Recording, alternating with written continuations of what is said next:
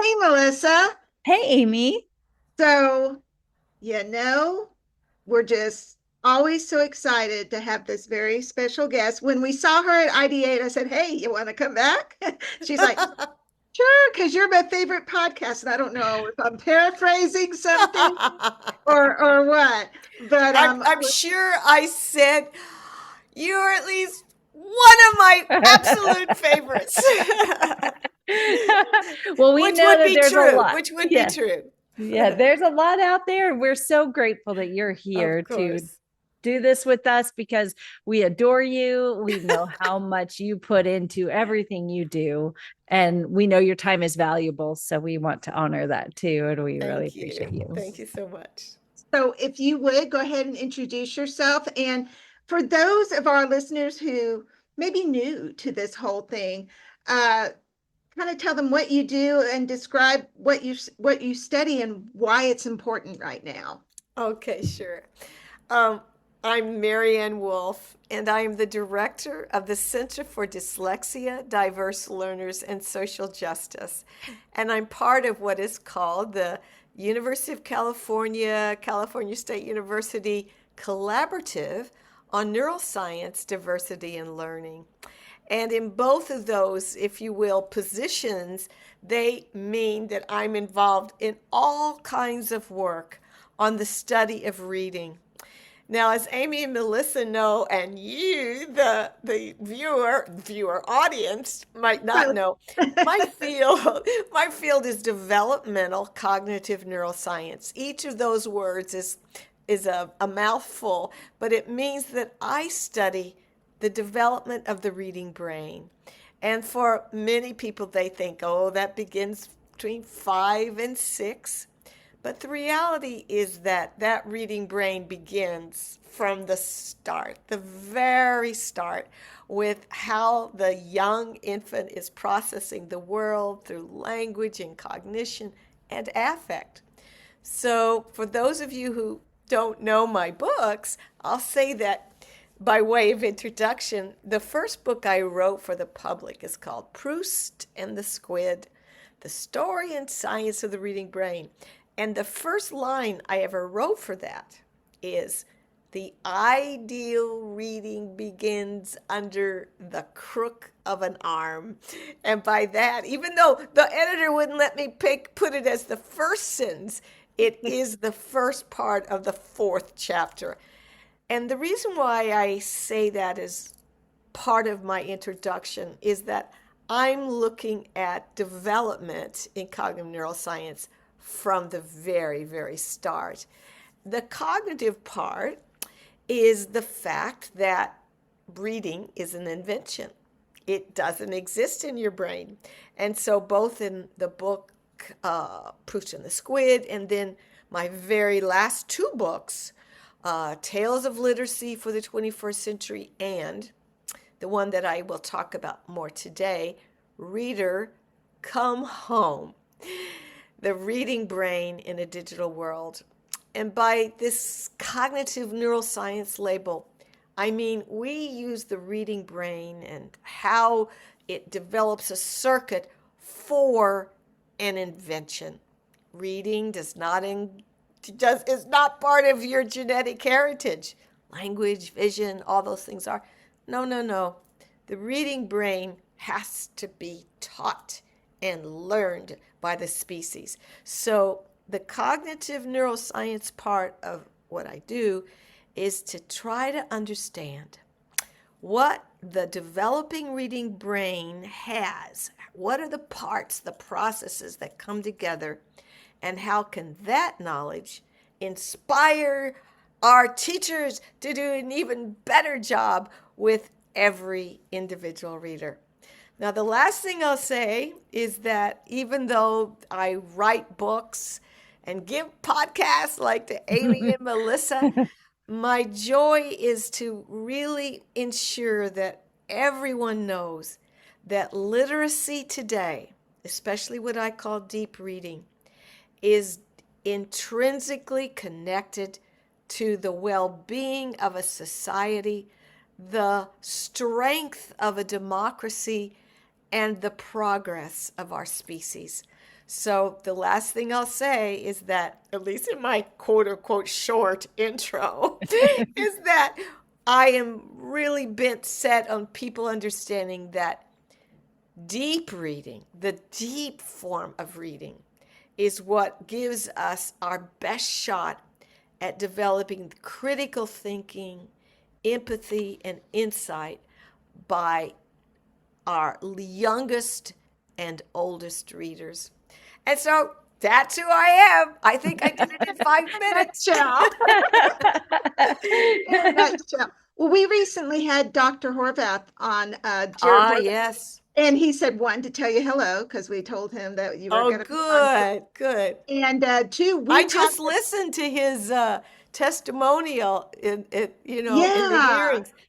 He did a wonderful job. Please, you reciprocate and tell him I so appreciated what he said about the effect of digital technologies on the cognitive development of our young.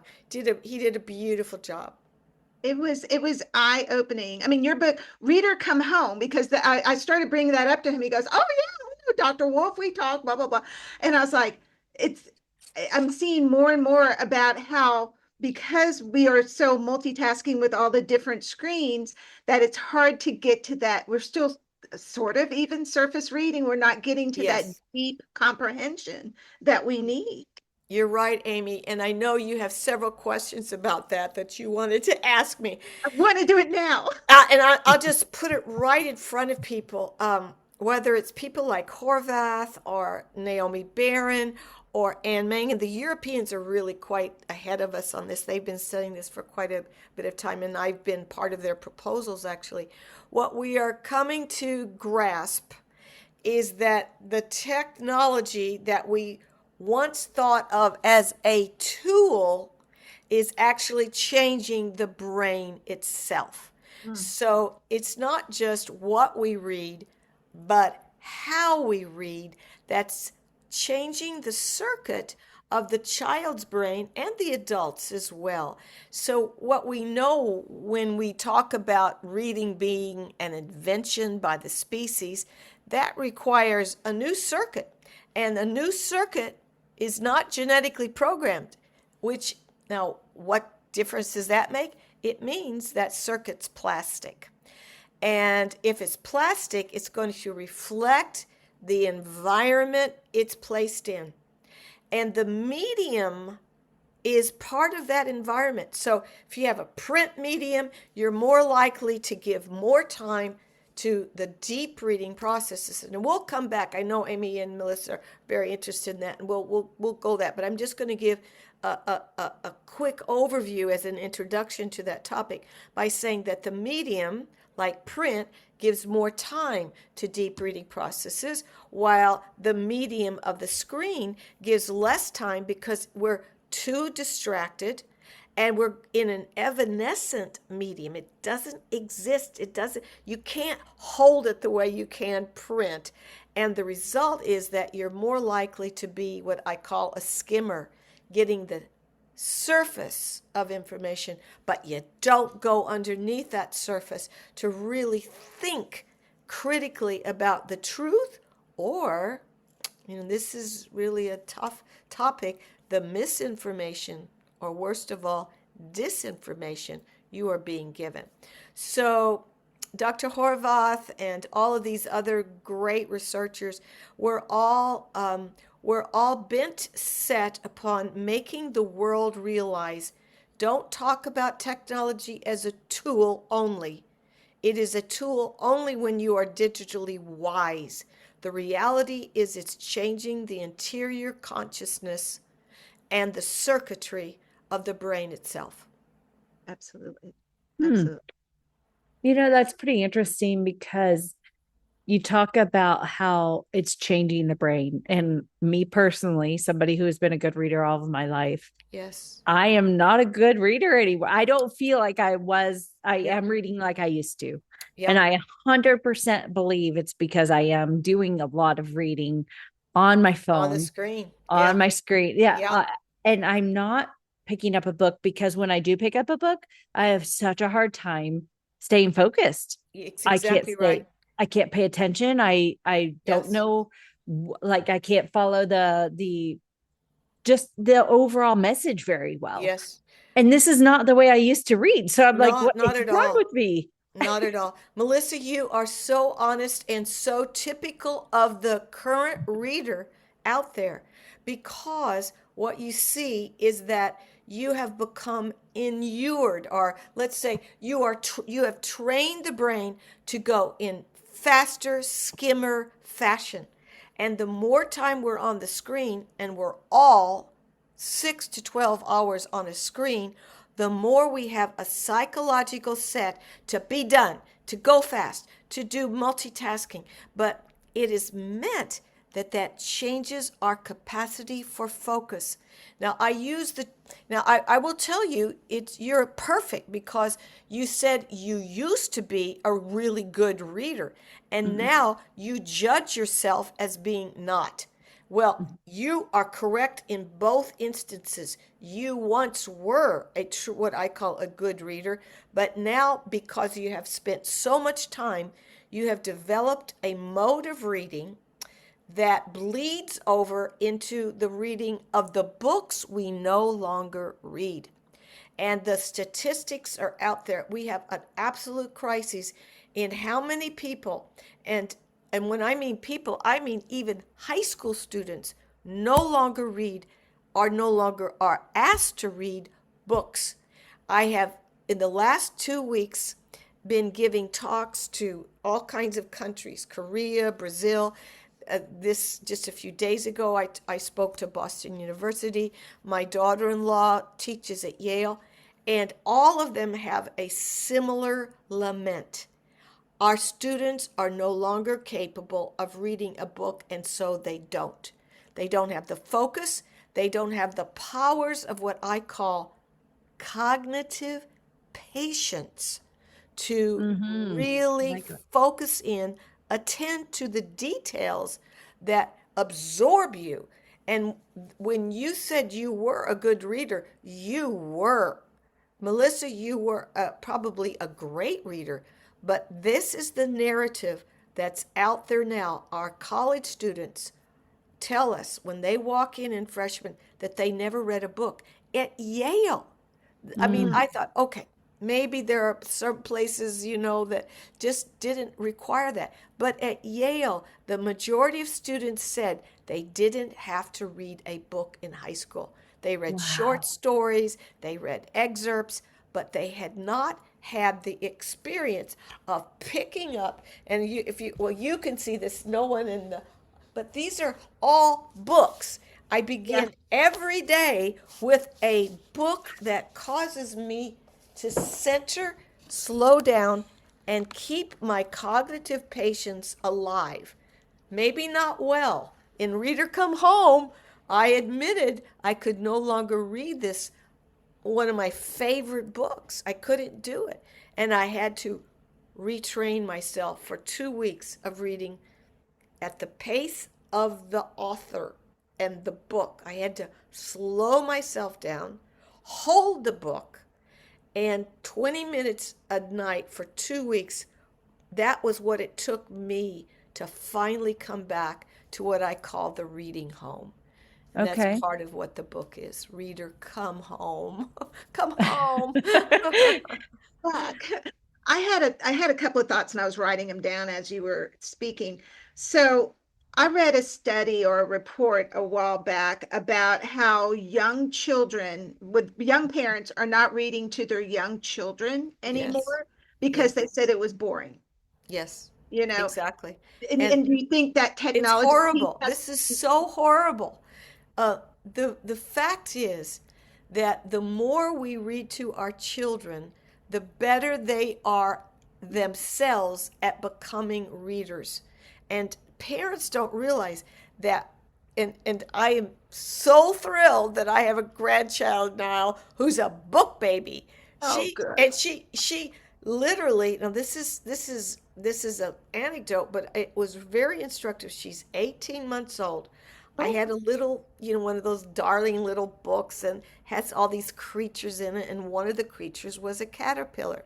She went like this and she got up. She literally got up while I'm still trying to read this book. She got up, went to her own little bookshelf, and pulled out a very hungry caterpillar.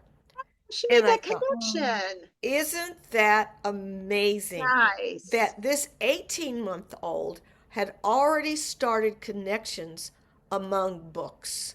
And Wow. what she was learning in one was being generalized to another. And I'm like, this is not a child who's precocious. I would say, oh, my grandchild's. No, she's not. She's just wonderful. She's just plain wonderful. And she's typical. She may even have a few less words. She's more motorically active than verbally active. But cognitively, she's making these connections, which is what every parent should be trying to do. In addition, perhaps the most important thing you do as a parent is associate love, affection, caring, the feeling of being safe and loved with a book. And for those of us like myself who study dyslexia, one of my colleagues once at our when we had a clinic at Tufts in Boston once said, "Do you know the kids who come in here who are dyslexic and who have had a background, a history in their home of being read to have such a better chance at learning more easily because they already love books. They mm. already know books. And so for as many reasons as there are children, our parents should read. It gives language, it gives cognition, and it gives love. Love the Okay, so big. I have a question about that too. So, talking about being a maybe a not as great reader and or so many of our current dyslexic students, we know that the percentage of one of their parents having dyslexia is Absolutely, is genetics. high. Yes. So, what do you recommend for those parents that maybe don't feel comfortable reading themselves? What should they do? Could they be more comfortable maybe reading a lower level book with their child? Is that really good? Like if they are, say, for example, 8 years old and they're trying to read instead of reading a second grade level passage, maybe going back down and reading something a little bit easier. Do you think that that's still good? Like you're not challenging Mo- their vocabulary or Right, right. Melissa, I think I happen to have a case study in my life. oh, ah, And the reason is that, just as you said, genetics is part of a lot of the individuals who have dyslexia, have children who have dyslexia. And my first son, Ben, is dyslexic. oh And yeah. he's the father of my first grandchild. And he is reading every day. Now, he has some favorites, and she wants him to read Good Night, Moon. Oh. And what I would say to every parent who's dyslexic, the majority of individuals with dyslexia can absolutely read all these early levels when reading is so important to the child. And there's another piece of your question. What if they're bilingual and they don't speak English and they don't know how to read in English? Read it in Spanish. Read it in Korean. Read it in Chinese. It's the idea of giving the child the home language, whatever it is. Now, in my case, Ben is an English speaker, but they have the most amazing young woman from Argentina who speaks Spanish and who lives in the home. And she reads in Spanish and Ben reads in English. And maybe Analotta, her name, is Oh. slower to learn vocabulary because she's learning actually words in both languages, which is just fine. But Hmm. she has developed a love of hearing books read to her. And that's what I would say to every dyslexic parent. Just like Ben, he reads absolutely every day to his child so that he's a participant in the book baby development and that's in place of absolutely no screens except of course FaceTime, Right. and it's never that you want to say that they are not ever to see technology. That would be ridiculous. We are in a world in which it's there, but it is not used by her in an iPad situation ever until she's a little older. And that research, oh my God, we can go into that research. I'm right or wrong. Those predictions I made in Reader Come Home are now right. At the time, Mm. it was I was predicting based on what the reading brain is like, but now I can say the research has proven it correctly, just as Dr. Horvath has said. So part of me wonders, and again, this isn't on our list of questions, but part of me wonders, why are schools persisting in like everything being digital? Are their textbooks, their books in the library even that they can do? Yes, It's just they're insisting, and part of me thinks, I mean, you heard Melissa say I don't read as well as I did because we're so inundated with yes, tech. yes. But our kids never had a chance. You That's know, right. all they ever got was tech. You know, And there are those people who, in fact, have been writing me saying that COVID already proved to us how negligible the gains are with ed tech. And that's not all aspects. There are good right, aspects of it's a ed good tech. part. And the Yeah. last thing I'd ever want to say, especially in the age of UDL and my former colleague David Rose, who is the creator of UDL, or Universal Design. So Mhm. just in case people don't know, but what you really are seeing is the misuse of technology rather than the wise use. For example, in Mm. dyslexia, as all of you know, I have long created a program, Ravo, that I have redesigned. And in the redesign, it has two parts. All the teachers' materials are totally organized. The flaw of Ravo before was it had so many moving parts. It was too hard to organize for a teacher. And the content itself, the sequence of objectives, all that was completely right because it's based on the reading brain, but it was too hard for a teacher to pull together before teaching. Now, so what we did was we made a truly hybrid approach.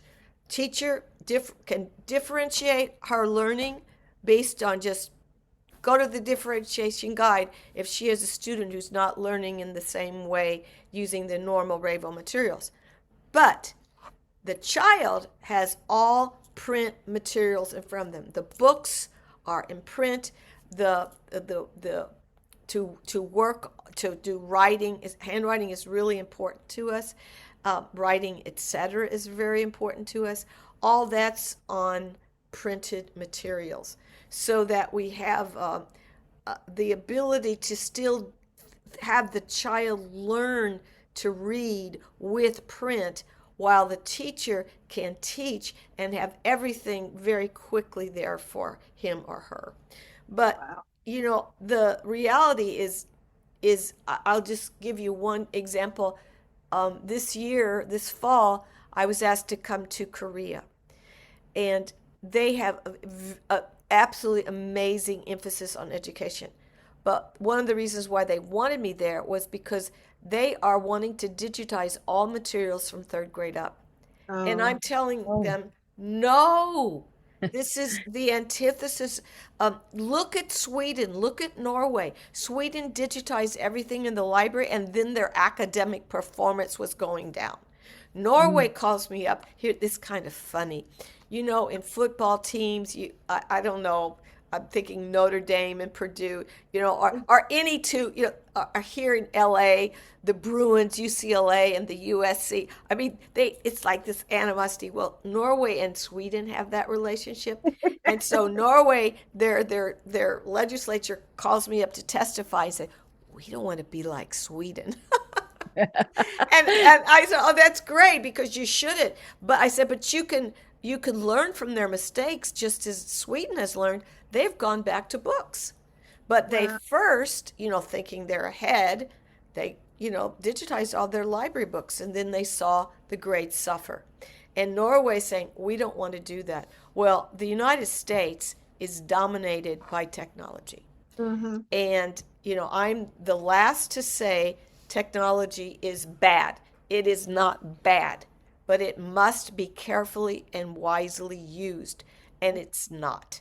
And, you can just imagine the glitter and glamour of the district superintendent who has the best motivation in the world, but they're confronted by these glamorous sales pitches that say, we're going to make sure every child has exactly what they need. It sounds great, but guess who's better at doing that?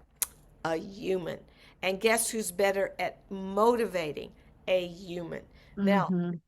that is not to say that technology can't and should be used to complement, supplement. In our RAVO program, as you might remember, years ago we had what was called Speed Wizards, which was a game that increases orthographic pattern recognition. The new one is going to have a whole new, only slightly more beautiful, because we actually don't think you need all those bells and whistles, but it's better than our 20-year ago game. But it's a game that increases fluency at the orthographic pattern recognition level. Bravo! We can do that. We can use, and there are good programs in technology that use it wisely.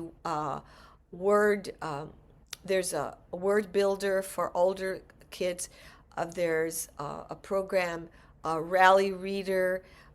There's an avatar based program in Bookalicious. There's all kinds of good uses. I don't want to take that away, but I want to say first learn to read with print and have examples of books and things to hold on to. Absolutely. So I do have so thinking about the reading brain versus the non-reading brain. Mm-hmm. Okay, I got to figure this out from you. What are the core components of the reading brain? Mm-hmm. So we've got to know that in order to be able to help them, right? So what are those core And components and I'm how do so they differ? glad. I'm so glad you asked, Melissa, because it's good to be very specific and concrete about this as we are in our research.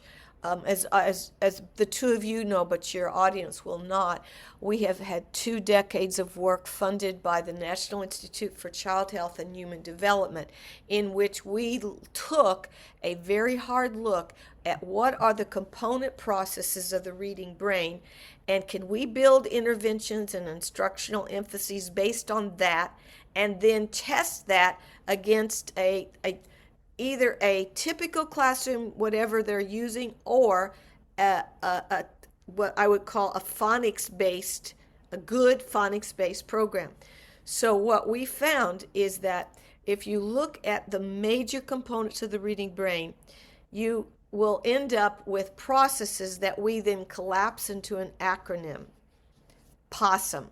Now, we use POSSUM as a way for the teacher to realize that every single day, instead of just teaching phonics or phonemes, you are always teaching phonology and orthography together with semantic activation, semantics. Now, don't just use the word vocabulary. Vocabulary often is just a list of words that you spell or you get to know at the end of the week on Friday. No, no, no, no, no. We want the semantic activation, the work on what is a word, how do you use a word, what are the different meanings of the same word, like bat. Can you bat with a bat? Can a bat with a bat? You are teaching flexibility, you're teaching polysemy, meaning many words having many meanings.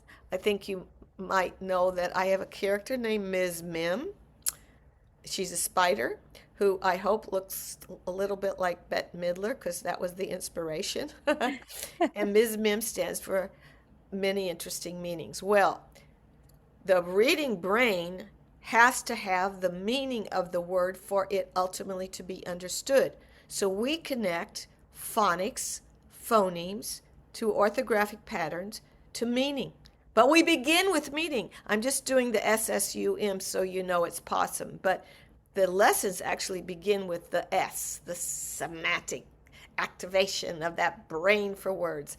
But back to POSSUM: phonology, orthography, semantics, syntax. How does a word work in the structure of a sentence? We don't speak plant, dog, chair. No, we say the dog bit a plant and put it under the chair. We connect through syntax. And so we teach our words with phonics, with phonemes, synthetic phonics, analytic phonics, and then we are making sure those words are used in sentences. And those words are analyzed with morphemes. Morphemes are very, very important to us. So POSSUM, Melissa, is a way of looking at the major multiple components of the reading brain as, now here's where I want everybody to think carefully with what I say. I'm going to say it slowly. POSSUM is an expanded understanding of foundational skills. Foundational skills are not ever taught only by themselves by us, but connected within the first day and second day with connected text. So it's science of reading, and that's the expanded foundational skills being connected to the sentential context, the story. So it's science and story meet in the reading brain. And Wow. the minute you do that, you're going to add not just perceptual or visual and auditory, but you're adding all these oral language skills. Now think of this, that have been developing from infancy. All of it is coming together, and we who teach are helping the child connect all that oral language, the phonology, the POSSUM skills, all of them are being connected, made fluent, and connected to text. That's what the Amazing. reading brain teaches us. Now, very, very, very quickly, Reed Lyon at NICHD ensured that we who use cognitive neuroscience do work in intervention. And so our work, thanks to Reed Lyon and Peggy McCardle and Brett Miller, we did randomized control treatment studies, RCT, the big gold standard, the hardest to do. We proved that this multi-component approach, that's what we call it, that's the multiple components of the reading brain, that if you compare that to only one piece of POSSUM, PO, the phonemes, the phonics, orthography, if you compare POSSUM to PO, you get better gains across the board. Wow.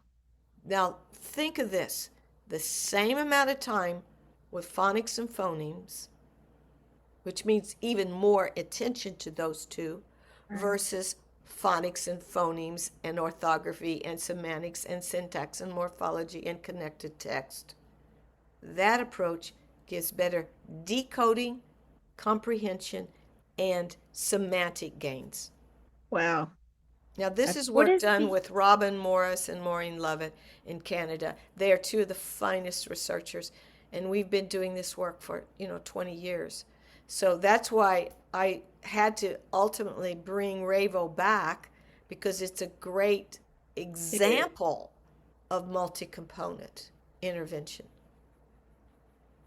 Does it take training for a teacher to go through to be able Yeah, to do we have POSSUM? the same like anybody else. We have, it's basically 1.5 days, 1 to 2 days of training. Some of it we do remotely, because I really want them to come, if possible, with a knowledge of what this is before they then meet all these characters like Ms. Mim, or I have new characters and old characters in the new Ravo, and our kids.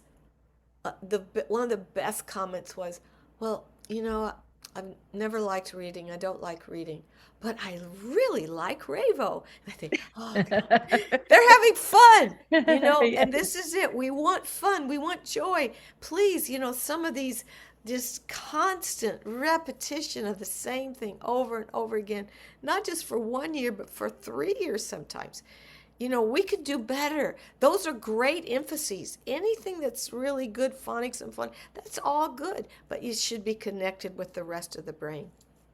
So possum isn't just for students that are struggling. It would be for all students, It would right? be it's a Yeah, multi-component instructional approach. right. It's for all students. Yeah, Okay, that's what I but we was thinking. use it, if you will, more intentionally, because it helps us look at a student in terms of their strengths and weaknesses in a very targeted way. Oh, that child isn't just dyslexic. That child has an impoverished language background and has very little semantic network stuff going on. So not only are we working on quote unquote reading, we're working on that aspect of language. And if they don't have semantic activation, or if they have a poor language background, it's going to cross semantics and syntax as well, and morphology usually. So by putting it all together, we're really able to be better targeters, if you will, of the areas of weakness. And here's what's I find really interesting. We can see, oh my gosh, they're fine in this area. So you put more emphasis on POM and not SS, or Mm, the opposite. So, this gets away from the almost inflexible use of only phonics yeah. and phonemes. So you always want to have monitoring. Yeah, This is the kids change, but they change in different ways, different ages. And so this approach allows more flexibility and more, if you will, okay, they don't need so much of that. And instead of doing it over and over and over again, because in general it works, but we want to be more specific about how it works. wow. So, one of the things in the same area, science of reading, the pendulum, you hear about the reading wars and it Oh, swings one absolutely. way and swings the other way. And my biggest concern now about the science of reading is that it's going to be, I don't know, for lack of a better phrase, watered down, and you're going to start to see that pendulum go the other way, especially because we talked about this yesterday, Melissa, with some of those reports that are coming out. They're like, oh, they're doing the science of reading and they're not passing reading still. So should we go back the other way? Um, I, I what's your view on totally I that? totally understand what you're saying. Yeah, If you have a pendulum, it will swing. That's what happens. We got to get rid of the pendulum. yeah, And that's why I've written a paper for the Shanker Institute, Albert Shanker Institute, and I'll send it to you so you can have love it that. for your audience. And it's called Elbow Room: How the Reading Brain Teaches Us to Teach. And it really shows that the science needs to be larger than what's out there, and so it needs to be expanded, but it's inclusive of stories.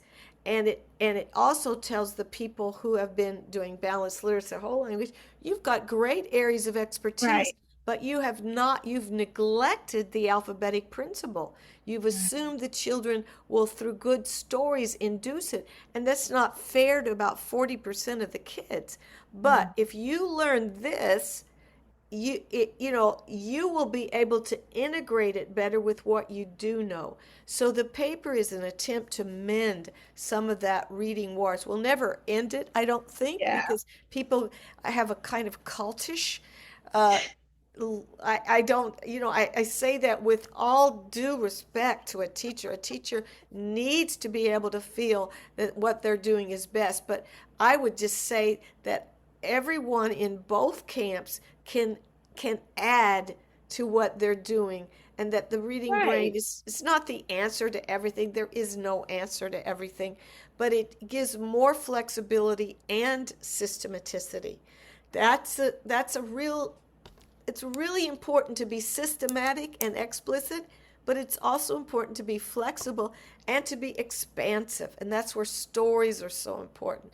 So this paper, I will send that to you with a I would love Substack that. by one or two teachers who are, are who are part of what the Schenker wants to do, which is to give this paper broadly to inspire thinking by our teachers. But I agree with you, Amy. My biggest worry is that people will think the science of reading is only phonics and phonemes Mhm. and not realize the science. I'm part of that science. We've been given all this money to do interventions that show it should be more than just that. We've proven it. So, but again, there's what you said is even more problematic when people say they are aligned with the science of reading and they're doing a checklist, a little of this, a little of that, and it's not structured sufficiently, or it's overstructured Right. without any flexibility. And so it's never, there are no silver bullets, none. No.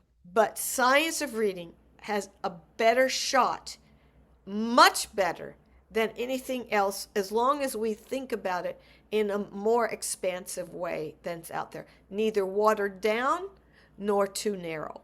Both of Right. those, both of those will just lend themselves to people moving back, and moving back would be moving backwards.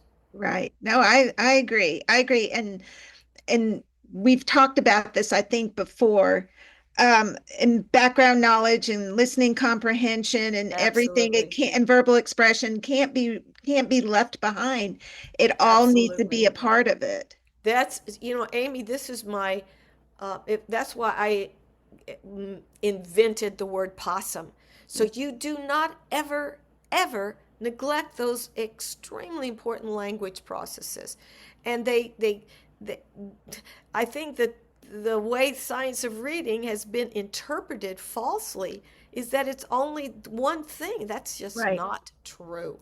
And Yeah. recently at IDA, where you were, Charles Hume, his whole Yeah. speech was reading is language. Well, I would say it's more than that. I think reading is language and cognition and affect. Yeah. It's all of those. And the circuit shows us that all of those things are happening, and we neglect any of them at our peril for kids. Absolutely. Absolutely. So I'm thinking about the difference between a dyslexic brain and a non-dyslexic brain. And I Yes. was thinking while you were speaking about, a dyslexic kid sitting in a classroom and somebody might not understand what dyslexia looks like. And of course, Yes. we are wanting to raise awareness as much as Oh, possible. absolutely. Yeah. What could a teacher know more about dyslexia? How is the dyslexic brain different? How does it learn different? What are some key things that somebody could take away from, like what kind of signs, symptoms, anything that we could help our Okay. listeners Thank you, learn? Melissa. Your questions are all so good and so helpful to various members of the audience listening. And with regard to dyslexia, I will say that the screeners that people have been developing in different states are very important for getting at early identification, not diagnosis, but early identification of risk. Now, if I were to say, give me 5 minutes only, or 10, I would say you have to have some understanding of three things. And it is, in some ways, it's a little bit of possum, but it's more than that. But it is based on the reading brain of every child having differences in its development. Okay, the first is, and everybody thinks of this first, but I'm going to quickly say it's not the only thing, and that is their awareness of the sound structure of the language. Their awareness that a word is made of sounds, and those sounds are represented by letters. This is Helen Keller at work. They may not know their sounds.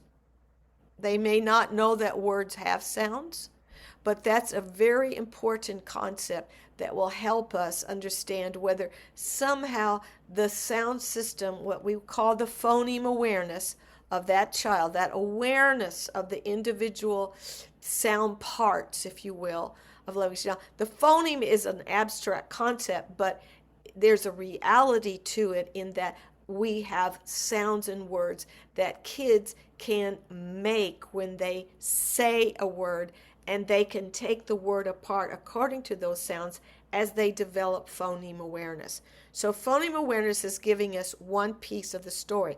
Do they have those individual sounds developing? They call it a representation in the brain of those individual phonemes. But remember, phoneme is an abstract concept. It's, how they understand that a word is composed of that. Okay, that's number one. Number two is a test that I'm going to call the RAND test, because that's the one that I created years and years ago with neurologist Martha Denkla. But whether you call it a RAND test or a naming speed test or a word retrieval, a speed of word retrieval, you are talking about how fast can the brain put a visual symbol representation, whether it's an object, a color, a letter, or a number. Can they give me the word? Because that puts the vision and the linguistic system together. If either one or both are too slow, that will be shown in the index of RAND. Now, there are many RAND tests, copied us 1,000 times. We get almost no money ever from the 1,000 imitations. Everybody has their own RAND. Some of them are worse than others. I would, if possible, say the original RAND is the best because it was the most researched by us. And it has 50 stimuli, not this 5 or 12 or 36. Yeah. It should have 50. Why? Because these are on lines, 5 symbols, let's just say letters, 5 letters repeated 10 times in lines for a quota of 50. So you have 10, 10, 10, 10, right?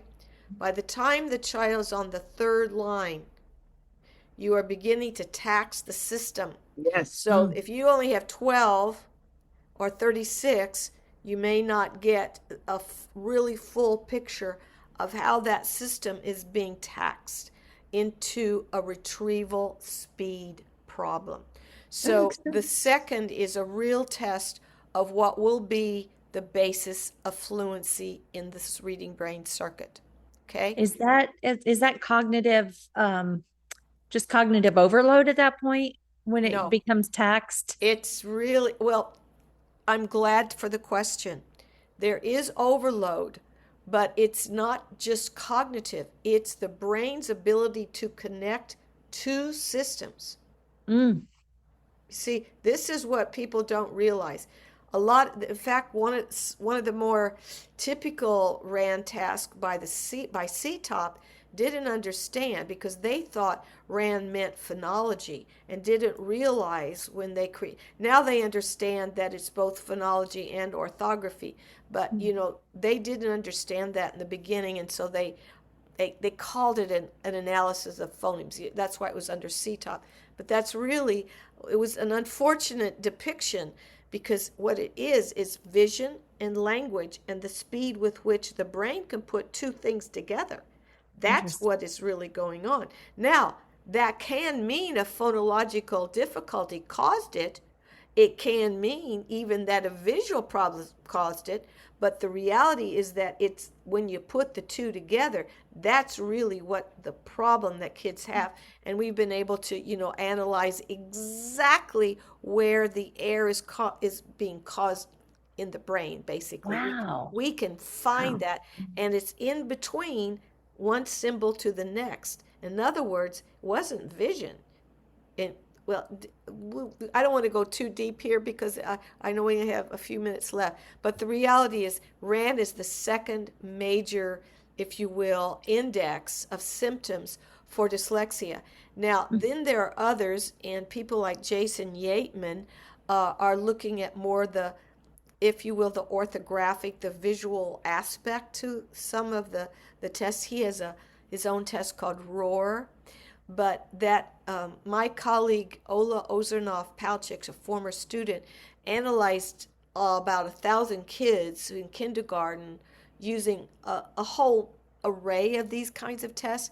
But what she finds is that you will have a small set of pure phoneme awareness, a relative, slightly larger but small set of only RAN, a very sort of smaller set of orthographic, that would be even smaller, but the largest is when you have both RAN and phonemes and sometimes something else. So you Wow. have multiple areas as the largest index of dyslexia. Wow. Wow. Wow. That's amazing. So Yeah. the third is orthographic mapping. It would be, I wouldn't call it mapping because I think then you get into some of the people who look at, who call that one thing and others call it something else. I would just say more linked to orthography. Okay. That's what I'll say. But usually that's not by itself, it's with the others. This is awesome. Thank you. Yes, this is Absolutely. great. So I know we're getting close to finishing up. So I'm going to jump to just kind of some questions is what do you hope the next generation of researchers are going to prioritize? Well, I will say that because we are living in an AI and digitally dominated world, that we must, with all seriousness, see what that is disrupting in the development of the reading process Yeah. and where it can be of help. So a major, if you will, piece of research should be how can AI and digital technology be wisely used and wisely not used. Yeah. And it's both. So that's one thing. I would really like more work on intervention of the kind that we're doing with Ravo. I would love to be able to take it not just in its, it'll be 3 years of material. I'd love to have it go even further into what I call the deep reading processes, which is another area. I don't want to call comprehension only one thing.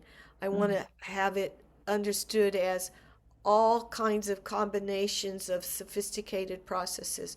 You use the term background knowledge. Wexler has made a lot of emphasis on background knowledge. That's just one piece, but it has to be connected to inference. It has to be connected to empathy, cognitive and affective empathy. Hmm. All of this has to be connected to critical thinking, and critical thinking has to be connected to insight and the contemplative function. So I really would love to have deep reading as a way of looking at multiple sophisticated processes that underlying what we call comprehension. So I would like a lot more differentiation of what comprehension includes. Of course, since I'm in brain science, I want to look at all of this. I, I, I think I just I just read the New York Times about music on the brain and how really music is just activating so many areas. I would love Ola Ozernoff-Palchik, Ani Patel, Kathy Moritz. They've all done work. I've done some of this work with them, but I just look to them. What is the relationship between music and reading? We saw it beautifully in the young. Can we have much more in-depth work on how music is in essence aiding, especially rhythm, of the development of reading. And instead of getting Oh, rid of music and art because they want more time for reading, realize that both of those have wonderful consequences for reading and numeracy. So interesting. those are some That of the recently. areas. That's interesting. I mean, the connections I was making with that, my mom had Alzheimer's. And Mm, one of the things they would do in the memory care, they would bring in musicians and they would yes, sing the songs from their yes, era. And my mom, who didn't remember who I was, would be yes, singing along, and exactly. it was a wonderful thing to see. And then to hear the connection with music and reading, I'm just excited about maybe hearing some more possibility Yes. with how that could activate the Well, brain. I'll just tell you really fast. The work, and this was written in a publication more than 10 years ago, first author Kathy Moritz in the journal Reading and Writing.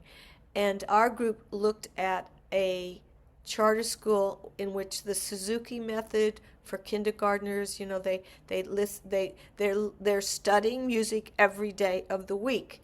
A charter school near there, same environmental, SES, all that, except they only had uh, 1 day a week of, I can't remember the little songbook they used, Burdell. It was a double name, but it doesn't matter. They got it only once a week, and that wasn't trained. No training. At the end of first grade, the kids who had gotten music every day were significantly better in their reading. All, Wow. all the other things were the same as much as one could control, but this was in Boston, and music was better. And then later, Ola and Ani Patel, a neuropsychologist at Tufts who studies music and the brain, has written a book on it, um, showed that it was rhythm that was the important ingredients. I thought it would be lyric, melody, all that. No, no, no. It was rhythm.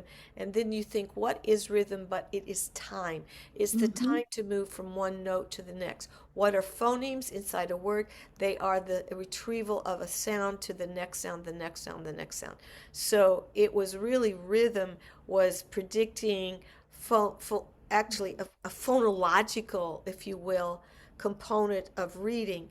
And we just were thrilled to understand this, but it's one thing to understand it, it's another thing to see people just massively forgetting gym and music, Yeah. thinking they're doing something good for the kids when they aren't looking at the whole of learning. Yeah. I So agree. Right. I agree. If you could have a parent with a struggling student right now in this conversation, what would you like for them to hear from you? I would say um, you will have many ups and downs because dyslexia is not only a cognitive and linguistic phenomenon, it's also a social, emotional one. And as I lived through the feelings of failure of my own son, despite his mother knowing what was going on, there was no ignorance in the family, but there was an inability to um, ensure that they didn't feel bad in their classroom. He was the first year, it was a beautiful, wonderful friends school, the best values in the world, but a teacher who basically didn't know anything but whole language like approaches. And that was the last thing he needed his first 2 years, and that's what he got. And it's more complicated than that, but the reality was the consequence was social emotional detritus. He really felt bad about himself. Yeah. And here I am. Actually, Ravo began after it was too late for him to have it. But I saw especially the need for more work on fluency for him. He was definitely a child who had fluency issues as well as, your more typical profile.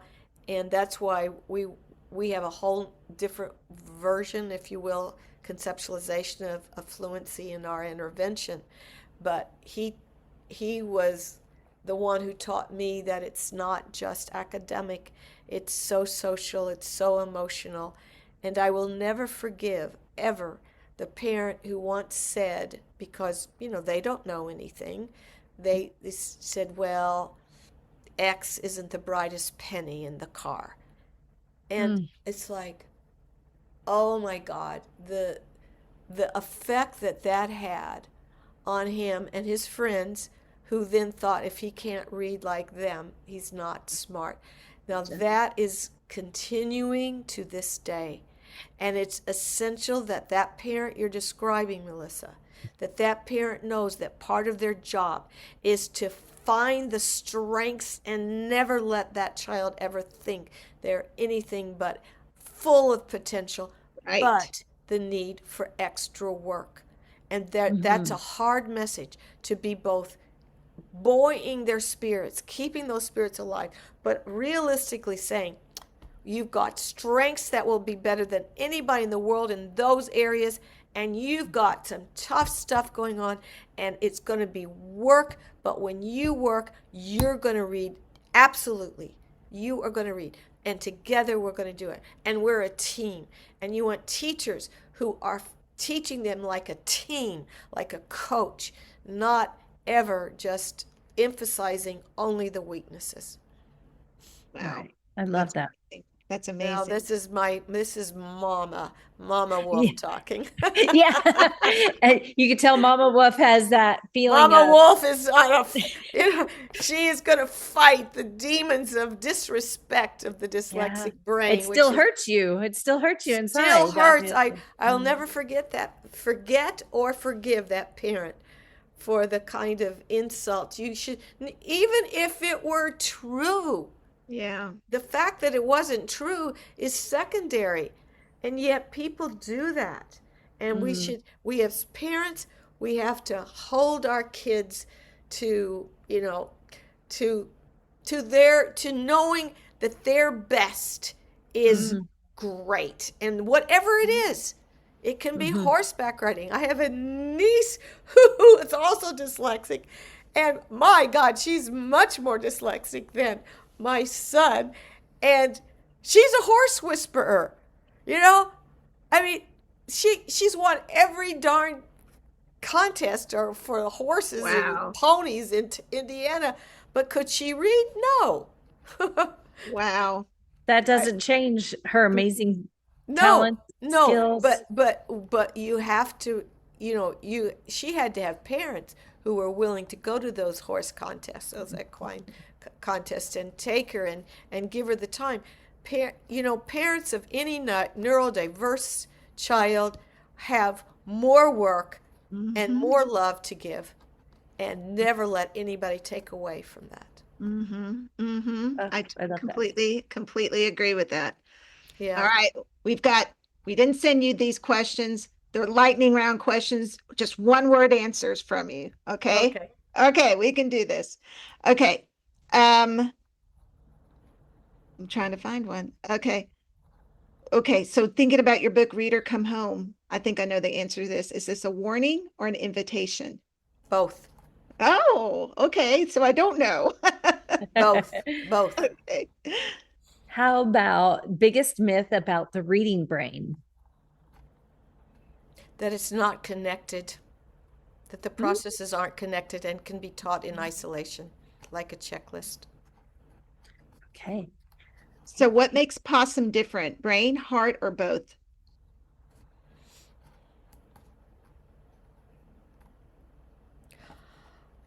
Everything that I hope for our kids is both. Yeah, I do too. Everything I always hope for. Okay. What if you could redesign literacy education tomorrow? What is the first What change? I wanted. Read my Shanker paper. I wrote it down. I know you're going to send it to me, but or us, Read that and I'm so paper down. I excited. want people to know it's not one thing or another. Mm-hmm. It's really it's the connectivity that we need to teach. Mm-hmm. All right, I last sound like question. Ronald Reagan, though. Read my lips. No, Read my paper. Oh my God. read my lips. No new taxes. Okay, one more question, and then I know you're tired. What is one skill children need more of today than 20 years ago?